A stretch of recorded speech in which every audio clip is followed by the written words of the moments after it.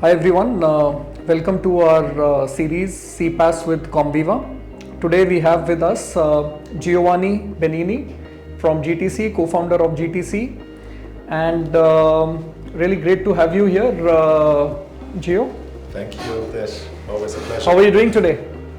I'm doing well. I must apologize. Unfortunately, my voice I lost. I had so many talks in the past 2 days that somehow it vanished. But I hope you can hear me still.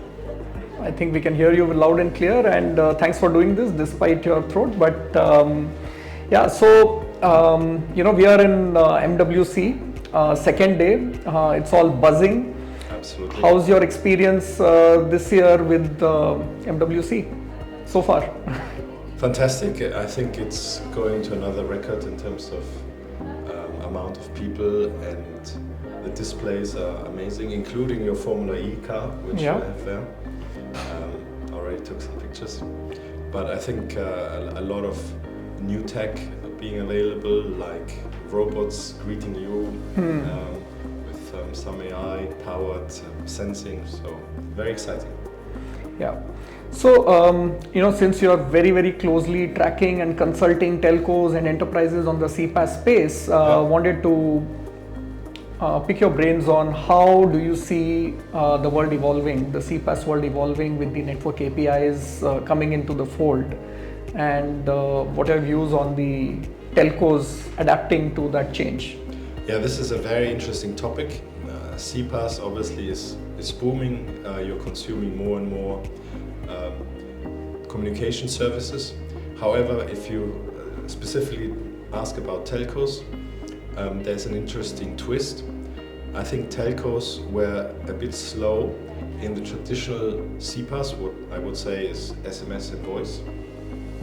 And in one of my many talks, that's why I lost my voice, some operators admitted we lost the race to Twilio, Vonage, and the many third-party CPaaS players. However, they're very, very confident that with the new 5G API technologies that actually they own, because they own the network, they have a very, very good new opportunity to monetize even more than just normal SMS and voice. So going from commodity to new services is, I think, the theme for mobile operators.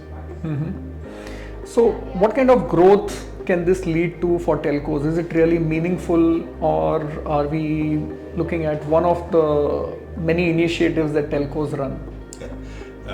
Good question.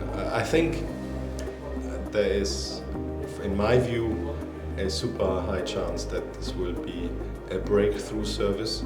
And there is this new standard from the GSMA called Camara, and that has a few components which you could do also without Camara, like SIM swap detection, which however is super relevant given that the amount of fraud that is happening, especially in the finance and fintech sector. But for me, the number one API going forward that operators will dominate is the quality on demand API, where through that API, a Zoom can prioritize the IP connectivity to your phone because you are a premium customer of Zoom and you're paying a premium for that. And then the network operator makes sure that your IP connectivity has a guaranteed bandwidth and a guaranteed delay, despite being in mobile world congress with thousands and thousands of competing phones and the same radio cell. True. Yeah, I mean, there are a lot of interesting changes happening in that space and a lot of new APIs which are getting added in the Camara project. So let's see. I mean, in terms of the use cases beyond the quality on demand, is there any other use case that you feel is very relevant from a network API and monetization perspective? I think the next one, SIM swap and location services. So as an example, in Brazil, the three main operators got together and created a uniform 5G API initiative so that the enterprises have a very easy life. They don't need to go to Vivo and Oi separately. They can go to one place with one API and get the whole country covered. And as you know, in Brazil, SIM swap is a huge problem, as in many other countries, and that is going to be tackled now through that initiative. Do you think that's the new model for telcos around the world, that you have to come together and only then you can offer directly to the enterprises? That's a race, I think. I think all MNOs are considering it. But for example, if you look in Europe, Deutsche Telekom with T-Mobile, they couldn't wait. Yeah. And they went ahead. They announced actually a year ago at my Mobile World Congress their 5G API, Magenta API story.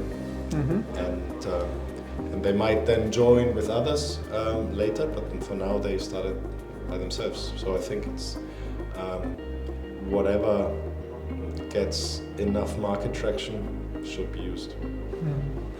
So what do you think are the key challenges that telco face in really rolling this out?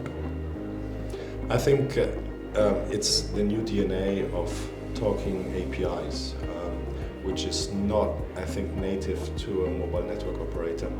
And that's why I think the mobile network operators, in order to be really successful, they need to partner with someone who has that DNA, has the developer mindset, and therefore I think it's an opportunity also for Comviva solution to, with I don't know how many hundreds of developers you guys have, but a lot, and that is what then powers the mobile network operator to be successful in addressing the developer API community equally as Twilio has done it in the past.